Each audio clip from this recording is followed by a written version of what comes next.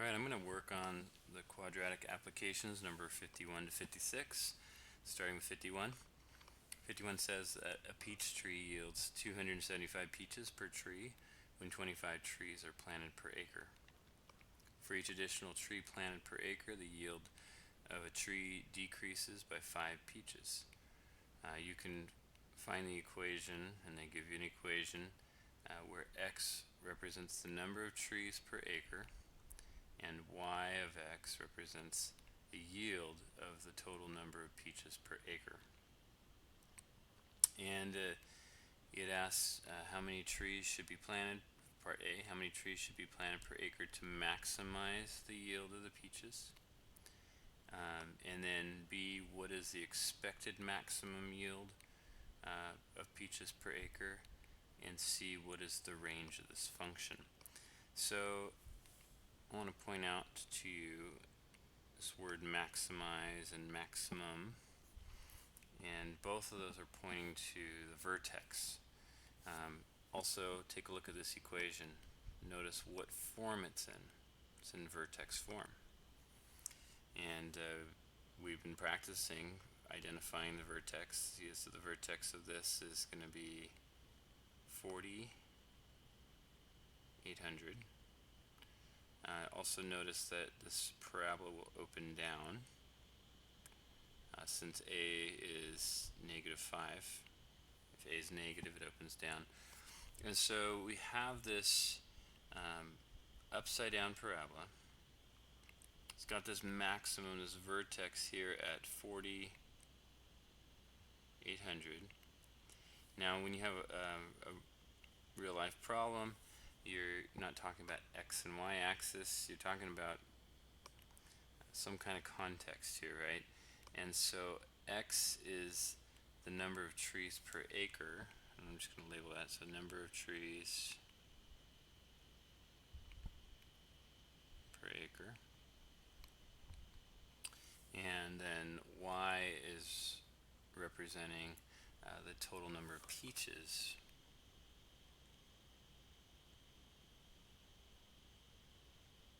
per acre. So all that we need to keep in mind as we're answering these problems. So A says how many trees, so it's talking about the x value, right? How many trees should be planted per acre to maximize the yield of peaches? And so maximum, we're grabbing from this, we're grabbing our x value, so 40. 40 trees per acre. B, what's the expected maximum yield of peaches? Now it's talking about the y value. We expect 800 peaches per acre. And then what's the range of this function?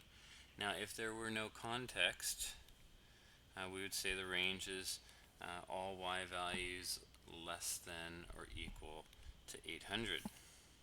But we do have a context. We're talking about peaches here, right? And so we can't have a negative number of peaches. It is possible that maybe that no tree produces any peaches, and so 0 would be the minimum, and then we have the maximum at 800. And so our range would be all y values, or peaches, number of peaches per acre, between 0 and 800. So that's our range. So notice the range and domain, once we get to word problems, this is where the range and domain are going to change in comparison to what we have been doing. Because before we weren't working with any context. Now when we think about the range or domain, we got to interpret the context and ask ourselves, does it make sense to have a negative value? Does it make sense to, just think through the context. Alright, number 52. An arrow is shot vertically upward with an initial speed of 64 feet per second. Its height h after t seconds is given by this equation. Okay, so again we have, this is in standard form, right? But we know it's a parabola because it's quadratic. It's got a squared We also know that the parabola, it opens upside down. And we know that because a is negative. You get the negative 16. And our x-axis is time in seconds, right? And our y-axis is height in feet. Now, this is just a sketch. The graph here is not very accurate at all, but I'm just keeping the big picture in mind. Like, what does x represent? What does y represent? What's the shape of my graph? It's opening down, okay. So A is saying how high does the arrow go? So that's talking about the vertex. B says how high is the arrow at 4 seconds? So that's more, I'm going to plug in 4 for t and see what I get. C says when does the arrow hit the ground? That's talking about an x-intercept. Okay, so we have A is a vertex problem, C is a x-intercept problem,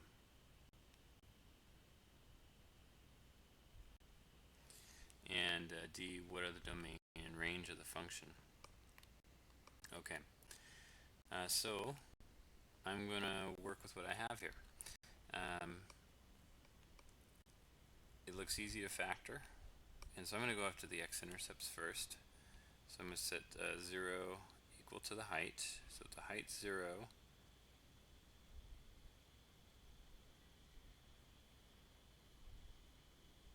I'll factor out a negative 16t.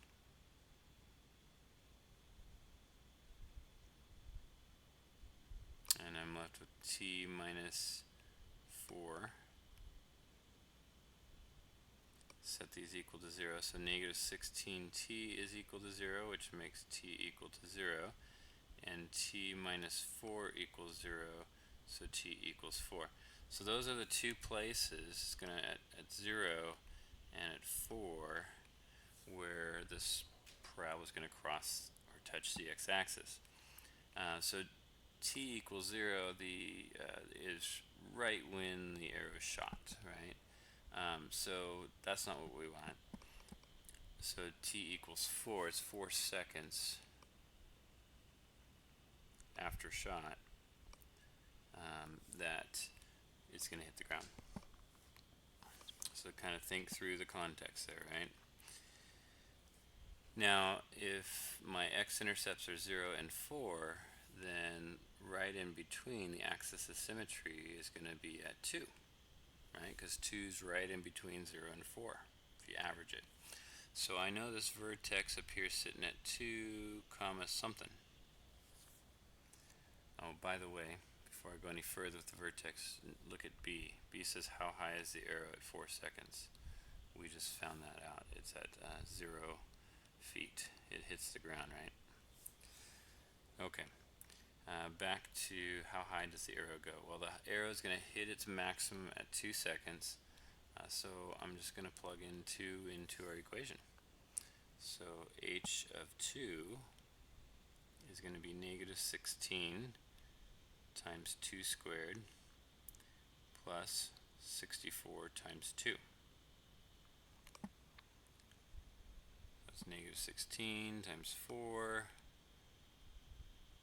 plus 128 and negative 64 plus 128. So we're going to end up with 64 feet.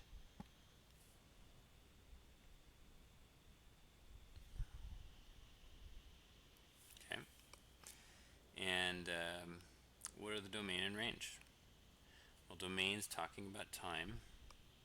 So domain here is going to be everything between, our time is everything between 0 and 4.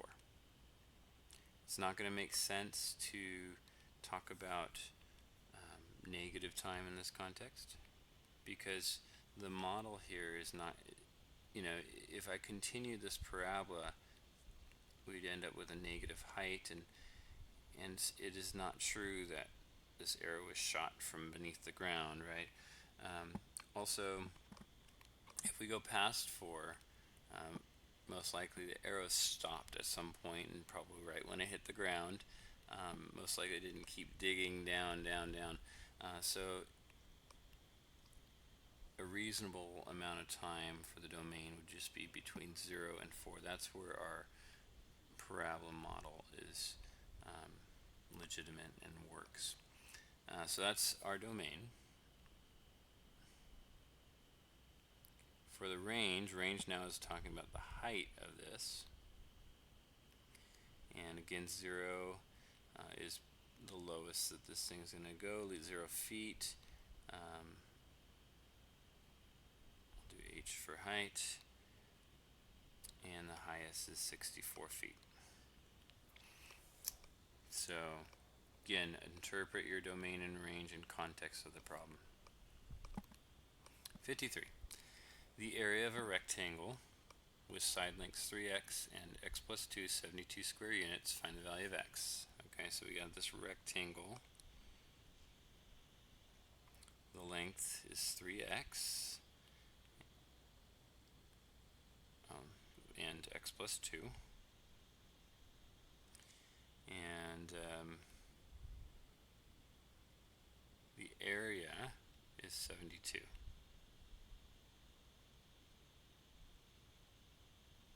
So it should say units squared, not just units. And so to find the area of a rectangle, you multiply 3x and x plus 2, and you get your area 72. And so really this is a problem asking us to solve for x. The word problem just helped us set this up.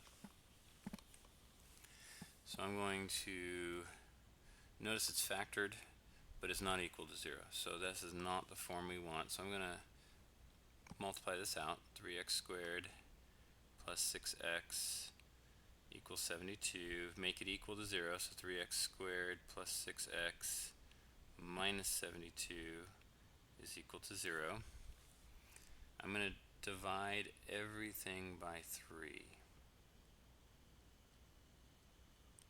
Both sides of the equation by 3, and I get x squared plus 2x minus 3 goes into 7 2 times, 3, and then 3 goes into 12 6 times is equal to 0. We can think about trying to factor this. Anything multiplied to 26 and add to 2. Factors of 26 are 1 and 26, and 2 and 13, not going to factor. Okay, so then we can solve by completing the square, or we could solve by quadratic formula. I'll go ahead and solve by completing the square.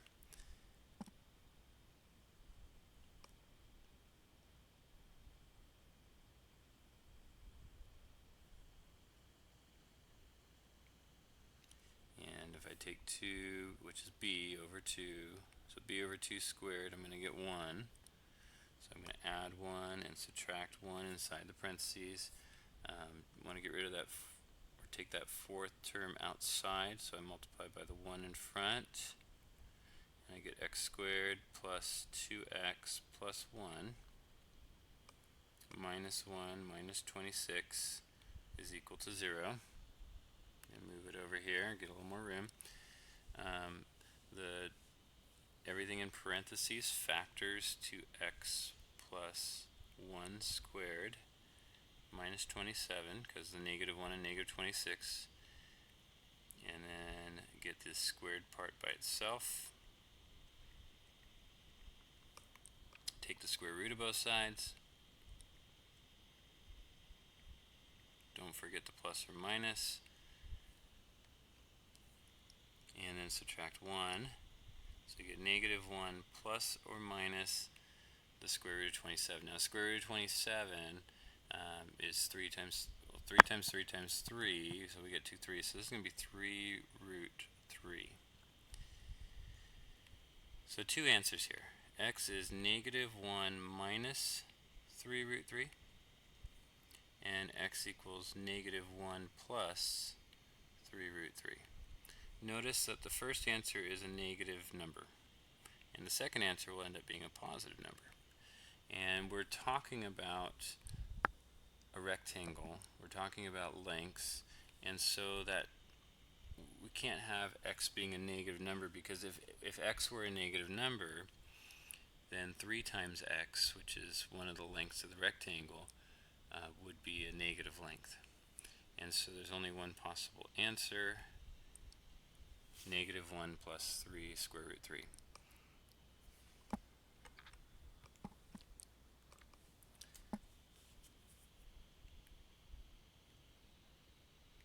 Number 54 says the Sunshine Manufacturing Company produces 10 solar water heaters per day. If they were to increase their production, income sales would increase, but so would their expenses.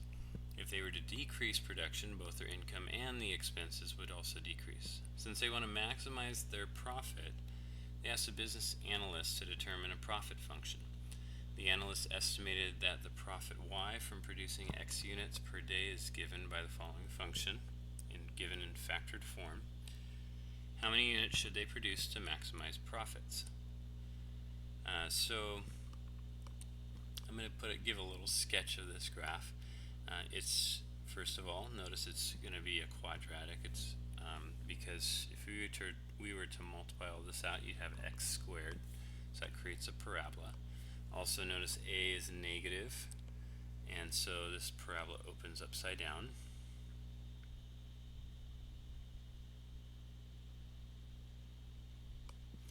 Also notice it's in factored form, and so very quickly we could see our x-intercepts at 6 and at 22. Now that's coming from the factors. If we were to take the x minus 6, set that equal to 0 and solve, we get x equals 6. If we took x minus 22, set that equal to 0 and solved, we get x equals 22. So we get this picture. Also, let's take into account our x and y axis. Y is the profit in dollars per day, and x is the units produced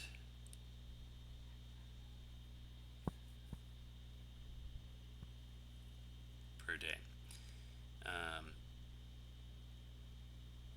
So if we produce less than 6 units a day, we're going to go into the negatives, which would make sense, right?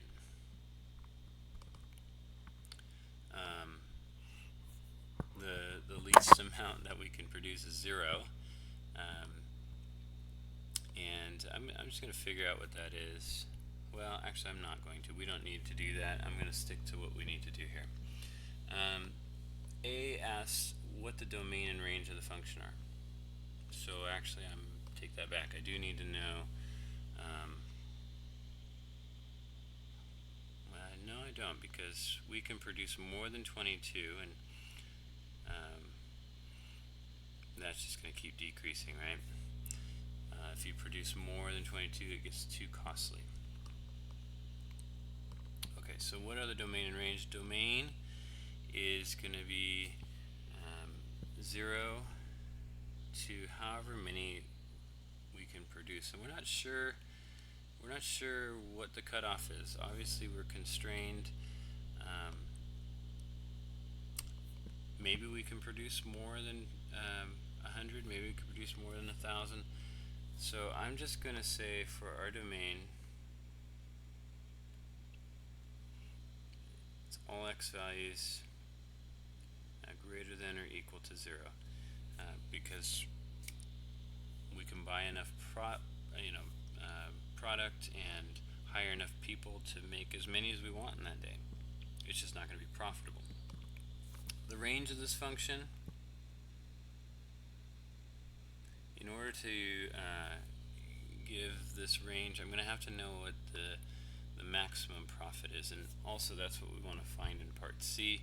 So I need to do a little bit of work there. Looking at part B, how many units need to be produced each day to maximize the profit. So In C and B, they kind of go together.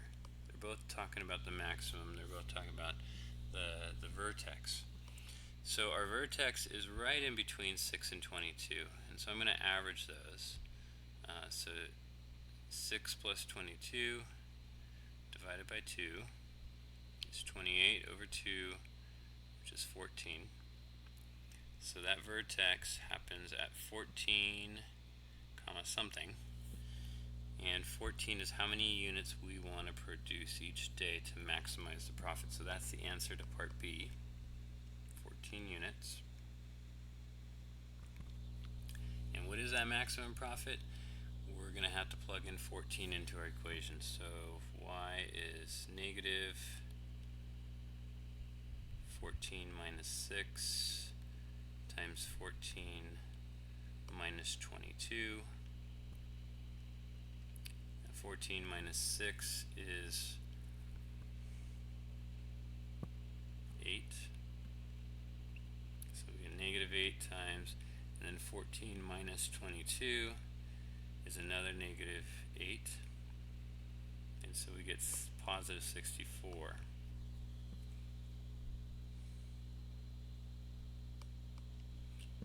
And we don't know if this 64,000, 64 million, 64 what? So I'm just going to leave it as 64.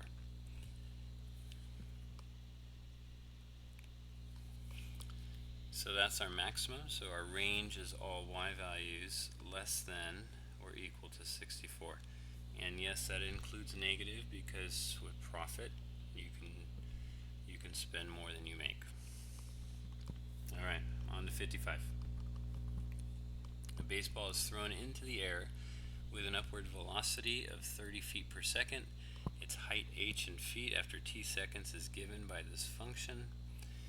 This function is given to us in standard form. Easy to see, the 6 is the y-intercept.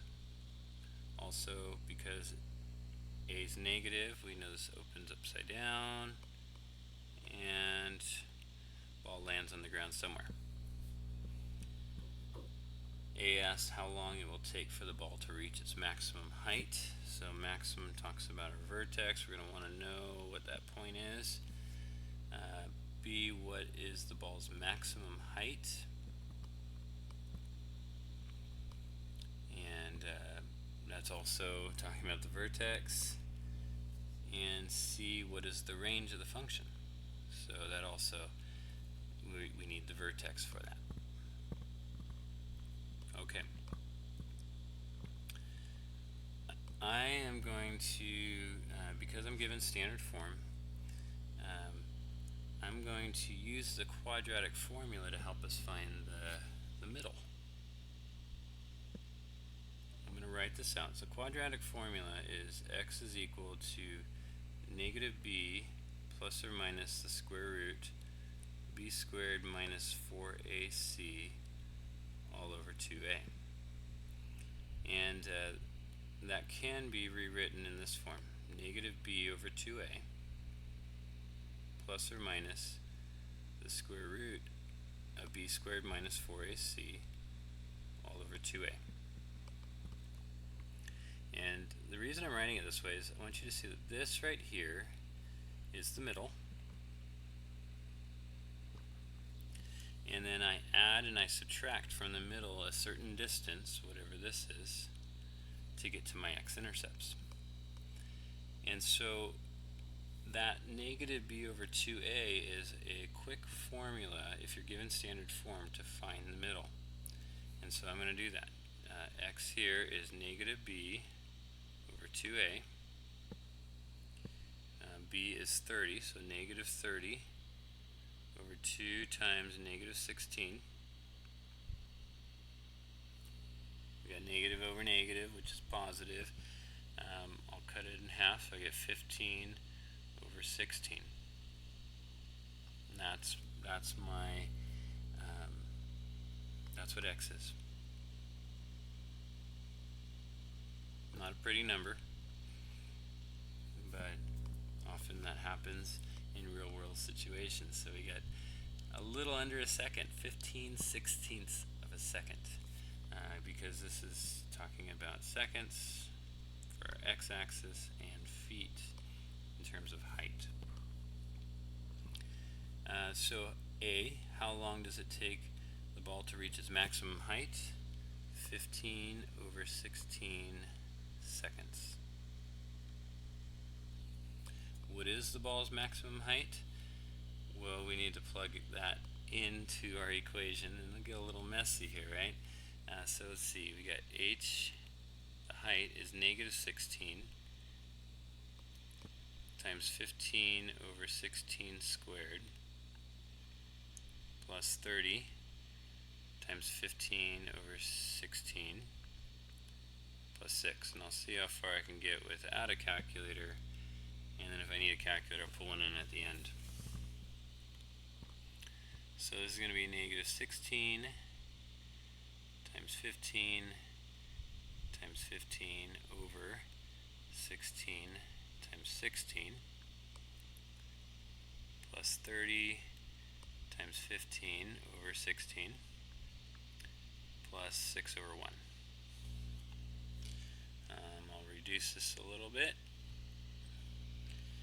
16, 15, you got your 5s and 3s. 16 is just a bunch of 2s, so I'll leave that. So we got 15 times 15 is 225, so we got -225/16 plus, since 16 is my denominator, I'm going to keep 16 my denominator, so 30 times 15, well 3 times 15 is 45, so this is going to be 450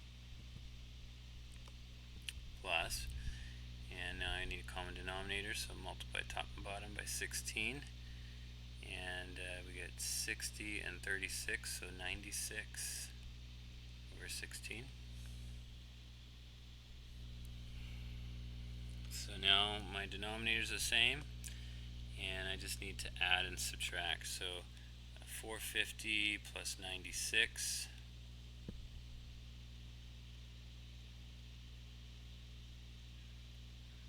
is 546. 546 minus 225 is 321/16. And we're talking feet here. So I'm going to move that back over here. Maximum height 321/16 feet. Okay, now it's part C. What's the range of this function? Ball's not going to go negative feet, so it's going to, the lowest the ball is going to go is hit the ground, so 0 is the lowest. And the highest we found is 321/16 feet. So that's our range. Okay, last one here. Your school wants to take an ad in the paper, take out an ad in the paper congratulating the basketball team on a successful season, as shown to the right. The area of the photo will be half the area of the entire ad. What's the value of X? Okay, so the photo itself is rectangular. It's 7 by 5. It's got an area of 35 inches squared, right? But it's inside this ad that's also rectangular, and we have a 7 plus X for the length of the ad, and we have 5 plus X for the width of the ad. And so if I were to find the area of the complete ad, I would multiply 7 plus X and 5 plus X together, and that would give me the area of the whole ad. Now it says the whole ad is double the area of the photo. The photo is 35, so the area of the whole thing would be 70. I just doubled the 35. And this gives me a starting point to help me find out what X is. It's factored, but it's not equal to 0, so I need to unfactor it or multiply it all out. And I get x squared plus 7x plus 5x plus 35 is equal to 70. And continue to simplify this.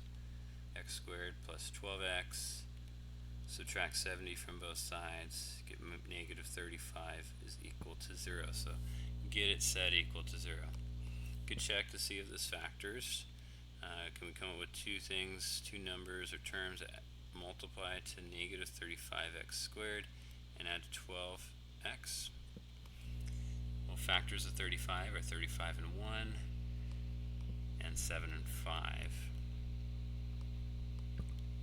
So 7 and 5 do make 35, but if they're both positive, I get positive 12, but if they're both positive, I get a positive 35, and it doesn't seem to still work out here. It's close, but can't get it to work out. So I'm going to, I'll use the quadratic formula here. And actually, I'll use completing the square here.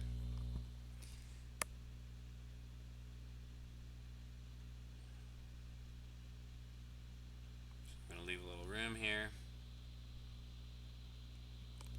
And take b over 2 squared, so 12 over 2 squared is going to be 6 squared, which is 36. So add 36 and subtract 36.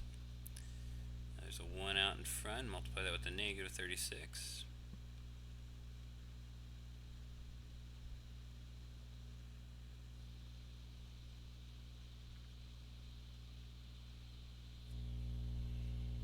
Factor, take b over 2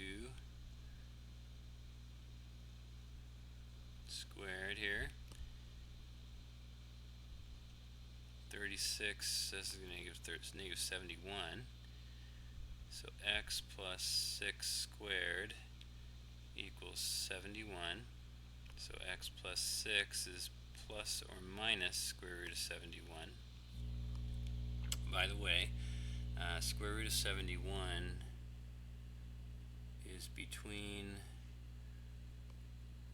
I'm thinking of perfect squares here, so it's bigger than the square root of 64, right? Sorry, this way. So it's bigger than 8, but it's smaller than the square root of 81. So it's smaller than 9. So the square root of 71, without a calculator, you know it's somewhere between 8 and 9. Okay. So continue to go here. We get x is negative 6 plus or minus the square root of 71.